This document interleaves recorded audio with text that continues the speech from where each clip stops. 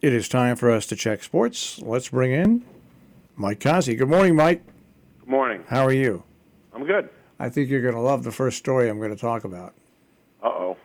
No, I think you're really going to love this. Hall of Famer Deion Sanders says way too many players are getting into the Hall of Fame. See, we're groundbreakers. We've been saying that for a long time. He in an interview yesterday, he said he's frustrated with what he believes is less stringent standards for entry into the Hall than there once was. He says no longer are the best of the best getting in, according to Primetime, and it is muddling the value of being in the Hall of Fame. Here's his quote. "What is a Hall of Fame now? It's a guy who played a long time," Sanders said. Thank you very much. We've been saying that for how long? Yeah. Right? Yep. That's not a Hall of Famer anymore. Every Tom, Dick, and Harry, you're a Hall of Famer. Yep. It's the Hall of you've been pretty good. Oh, goodness gracious. Well, we've been talking about that a long time. Yeah. We're right there. Yeah. We should get Deion on. He could talk with me. But we have been saying that in both football and baseball. And also what makes it even worse, the games have so much changed in the last 10 years, 15 years. But it is hey, it's like you said, it's not a Hall of Good, it's a Hall of Fame. It should be the best of the best. Yep. And not only that, like you said, the game's changed so much, it's a different game. Totally. Like we said also, people that are Hall of Famers that played 30 years ago would probably be thrown out of the league to now because they played too rough. Imagine that, you played too rough. Well, it's funny you're talking about that. I was, I forget what I was watching. It might have been, it was an all sports network, and they were talking football. And was it Sean O'Hara from the Giants and a couple of other, they were talking about quarterback records, and they quoted their remarks very carefully, saying, "Listen, we're not taking away from somebody's talent like a Tom Brady or something like that, but quarterbacks today, and it's a lot safer game, but because it's a much safer game, it's a totally different game." Yeah, I mean, just imagine the hit that Leonard Marshall put on Joe Montana in that playoff game. If that happened today, they'd want to throw Leonard Marshall off the face of the earth. How about any one of Lawrence Taylor's hits? How about? There's a lot. You can go through a lot of them. I go to the 49ers defense, Ronnie Lott. Go to the Bears defense. Go to the Steelers. They'd all be thrown in jail in today's league. Yeah, I mean, Jack Lambert would be an outlaw. And who's the guy who played quarterback for Oakland who was just unbelievably dirty and I forget what his name was. Oh, who, Stabler? No, the cornerback. The cornerback. Yeah. Lester Hayes? Yeah. I mean, he had the goo on his hands. Mr. Stickum? It's amazing. Yep.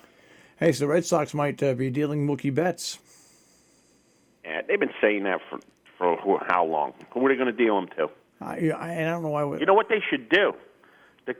The Red Sox and the Astros should just make one super team and really stick it to the league. I mean, Betts last year hit .295, 40 doubles, 5 triples, 29 homers, 80 RBIs. Come on. They should trade him to Houston for a couple of fifth-round picks. That's what they should do. All right. Build one team up and stick it to the league. That's what I would do.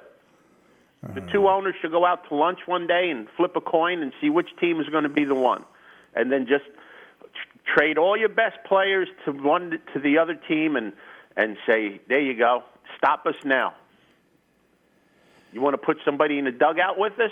You want to have us walk through a metal detector on the way to the plate? Now let's play baseball. Stick it to the league. That's what I would do. All right. And I still can't believe how many people still have their head in the sand thinking that the Astros were the only team in baseball doing this. It's insane to think that. Yeah, I think you're right. The ones that get caught are the ones that pay the price. You hear about. Yep. You see where Chris Doleman died? 58 he years was old. a friend of mine's pretty good friend, too. 58. Yeah, well, cancer. My wife died at 54. Yeah. Cancer knows no age. He was a tough one. Yeah, he'd probably be an outlaw in today's league. Absolutely. Absolutely. He was a big guy, big, strong guy, and him and I can't think of his other line mate. They terrorized quarterbacks. They were good players. You'd know the other guy, the guy that had all the eye black on. I can't remember what his name was. Conrad Dobler? No, not him. No. I know who you're talking about, though. The Vikings were a good defense. It was just the problem that every year either the Cowboys, the Redskins, or the 49ers were a little better than them. Oh, yes. Hey, there was a close game last night in the NBA. Uh-oh. A real defensive gem. Milwaukee beat Washington 151 to 131. No overtime. 151 to 131. 282 points. Yikes. How can you watch that? I had a game on. I don't even know who was playing. I had an NBA game on over the weekend as I was flipping around, and just to watch it for a minute. They don't even run. They just go up the court, shoot, down the court, shoot. Yeah. There's no pass. There's no defense. There's no nothing.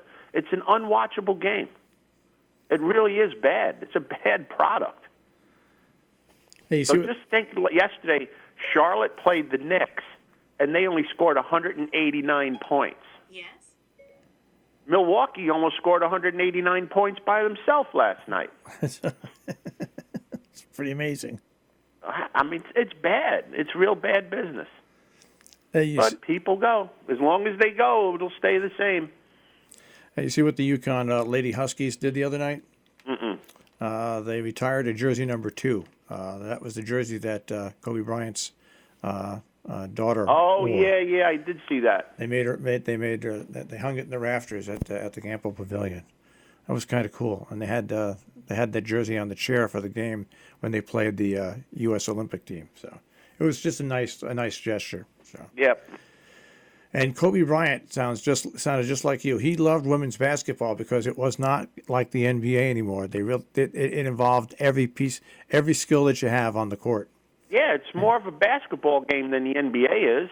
It's sad to say when I'm not picking on the women's game, but the women's game is a better game than the NBA game. It really is. There's passing, there's ball movement, there's defense. There's offensive and defensive strategy. There's none of that in the NBA. All right. Hey, we've only got tomorrow and the day after. Then we get to go into the weekend at the Super Bowl. Yeah, it's almost here. You know what else is almost here? What? The end of horse racing. When the government gets involved, you know it's going to be bad. The government in Washington yesterday was voting on whether to ban LASIK from horse racing, period. And it looks like it's going to happen. If that happens, the racetracks will close like the dog tracks. And PETA, who is absolutely a mindless organization, would have put horse racing out of business. They don't know. I mean, these people just shoot from the hip, and people listen to them.